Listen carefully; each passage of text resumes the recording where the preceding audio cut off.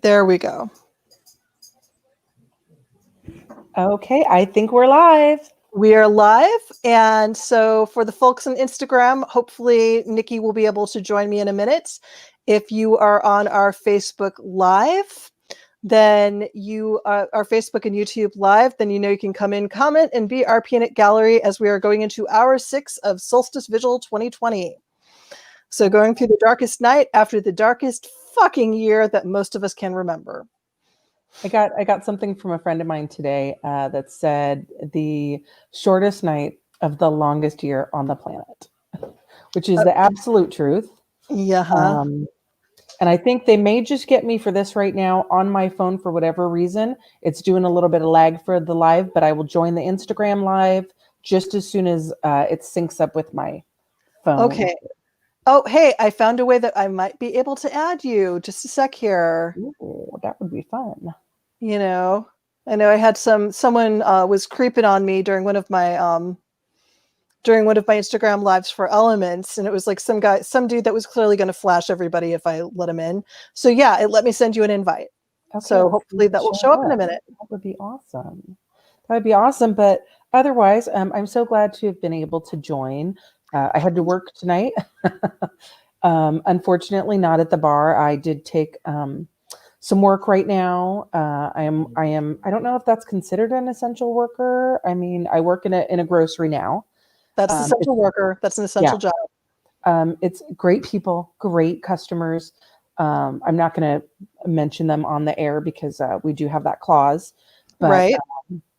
I'm really enjoying it right now, though my heart is still in San Francisco with Martunis. Yes. Let's see. I haven't seen. Let me see if I see anything here. I don't see. It says waiting for Magical Mom. So are you under the Golden Apple Insta or are you under your own Insta? Because they sent it to your own Insta since I'm on the Golden Apple. Yeah, it says and it's saying Magical Mom is unable to join, so I'm going to try again. Okay, hold on. Let me close out my Insta totally. Technology. We when we have to make it up on the fly and make it the metaphysics, we do pretty well, but we have technological difficulties a lot of times here. We need a good techno. Between the two of us, we need a good techno mage, and I'm the one who usually ends up with computer programmers. Or if you were a tech person that wants to take pity on us, that would be great, groovy too. Yep. So, yeah, and of course, I haven't gotten the only texts I've gotten today have always been when I've been doing one of these lives. Yeah, of course. Apparently, people think of me on the hour, and that's when they decide to send me stuff. Yeah. So, like, I wonder if there's like an alarm. Think of Diana now, or something. That'd be hysterical. Yeah. Well, there's an obscure Doctor Who special that had something like that, but yeah. Okay. So, and there is a Solstice specific Doctor Who special for my fellow nerds out there. As is there is actually watch that one. And there's another one called The Hogfather that is actually a pagan directed holiday special. Wait, we watched that. I remember that. Yes. That one you weren't groaning too much at the puns. No, that wasn't awful. No, that was actually a really good one to watch. I'm hoping we can watch that one with the kids next week. So since we were making up for Thanksgiving this week because we were sick. Mm-hmm. So and our youngest turned 10 while we were sick. So I'm so glad it wasn't, he's an 11/11 baby. So I'm so glad it wasn't on his golden birthday because that would just effing suck. So I told him that we're going to have an unbirthday for him next week. There we go. I'm trying to sync both of my things here so I can kind of look at both of them at the same time. Yeah. And so I actually have family precedent for unbirthdays, and it's actually a December story. Okay. So my dad was, as far as I know, he was born a U.S. citizen. That's a little vague. And the way the paperwork lined up is a little more vague. But when he was a teacher in Indiana for 30 years. And when he was 70 to apply for Social Security, he found out that he didn't have his birth certificate. So he went to contact and get his birth certificate in the county he believed he was born in. And apparently that particular courthouse happened to have burned down about the time that he would have gotten it.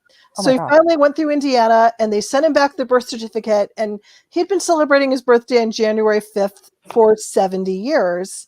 And he found out right around his 70th birthday that he was actually born on December 26th.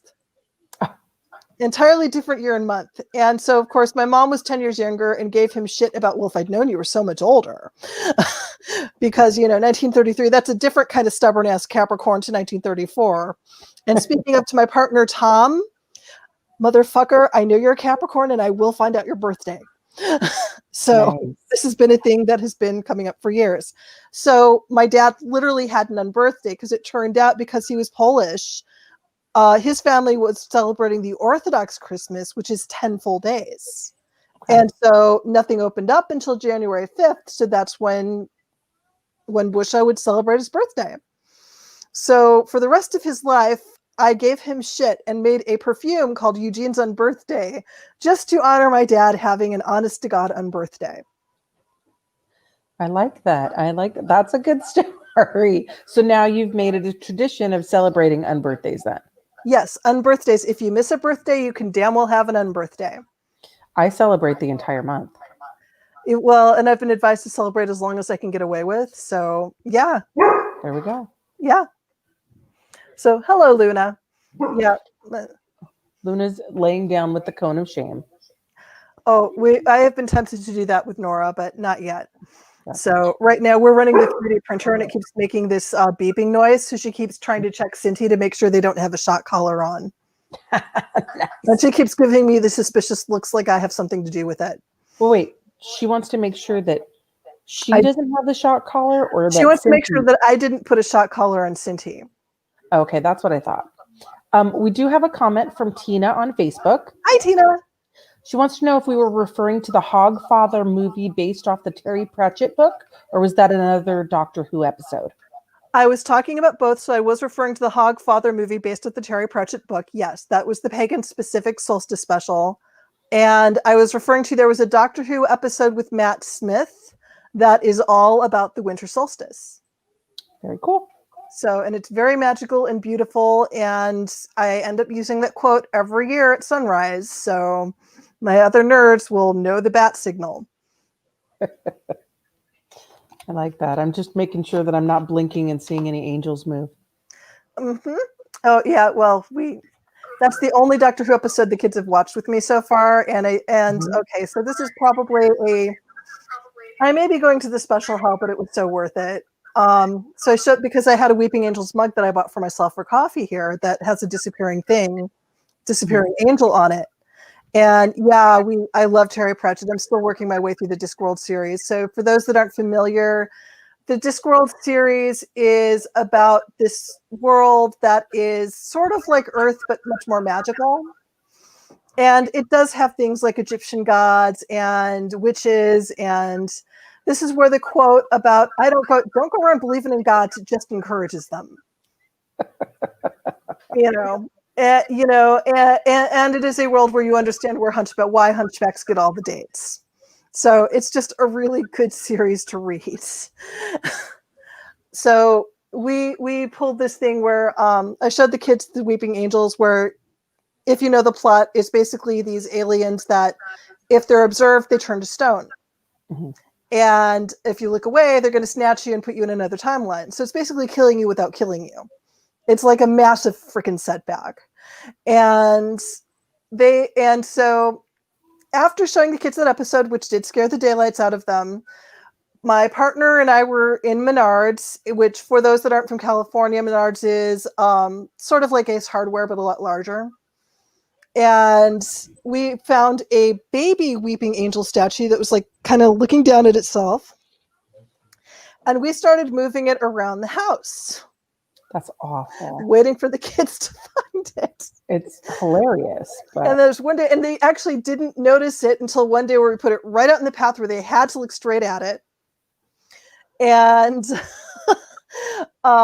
so what we did is so like the oldest found it, and I was like, okay, he'd been reading the Percy Jackson series about Medusa and how to handle Medusa, and they're pretty much handled the same way.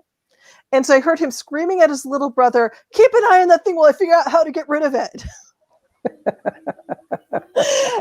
and so he was so panicked that I finally put some aluminum foil over it and declared it quantum locked, because he was too freaked out to deal with it. Oh, poor kid. And this is why I was not allowed to have any children of my own.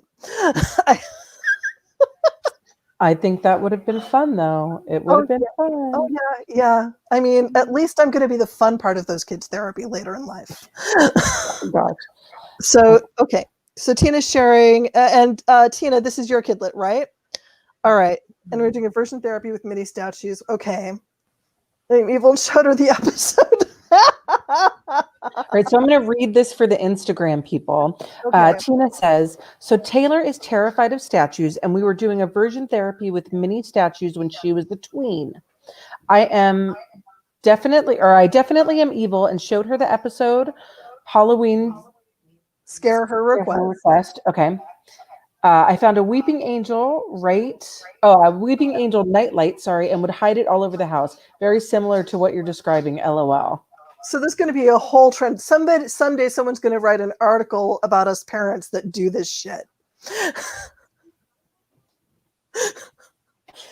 Wrong. So I imagine that this would be like the point in history where the angel tree toppers started disappearing. Probably. You know, and I know that Cinti found a Cthulhu tree topper that we could print out. So now I'm thinking about it. But, you know, right now we're going with like a foot-high rosemary bush because space is so tight here, and then I can use it in cooking after Christmas is over. If you get an angel, a lighted angel, you should make sure to find one that just blinks. Oh, I wonder if we can make one. You know, I was always so creeped out by those blinking dolls as a kid, or the ones you fill up with water, so all they do is blink and then pee on everything, which I suppose is a preparation for parenthood, but still. Yeah. So anyway, thank you for joining us. This is hour 6 into our vigil. And what Nikki and I are doing is until sunrise, we're going to be tuning in on our streaming channels every hour at the top of the hour and doing something a little witchy or telling stories. Or we heard me sing, I won't do that again. My voice is not recovered from COVID. So I'm not going to do that to people again. I have a couple of carols later. They may be, Christmas carols that that are changed with pagany lyrics. Yes. And I do have a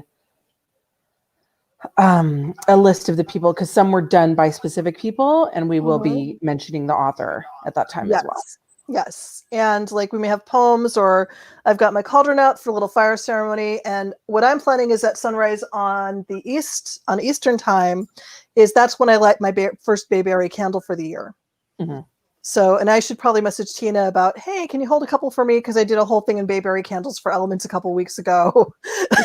And they ended up having to stock them because I forgot to check what they had in stock. And sorry, guys. So, but that is part of a prosperity tradition that is uniquely North American. Mm-hmm. And so I think it might just be a cool thing to have and do. And lighting a candle to start the turn of the year as the sun grows is a good thing. And it certainly beats the hell out of what we did last year, which might be a story for the late night hours. Yeah, we'll do those on the late night hours. We're also going to be talking about the winter solstice, the great conjunction going on, and how we are now leaving the age of Pisces and entering into the age of Aquarius. So this would be a good night to make fish tacos since I didn't do it.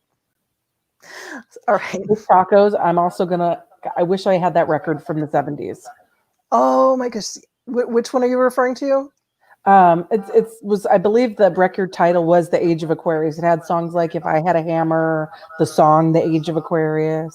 Okay. It's the musical Hair, so we can probably find the YouTube videos at least.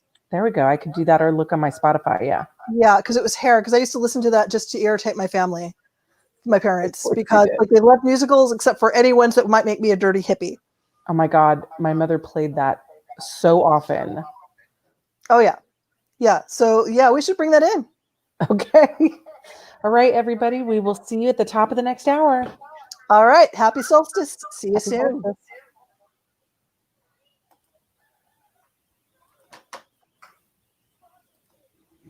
I haven't ended yet. Hold on.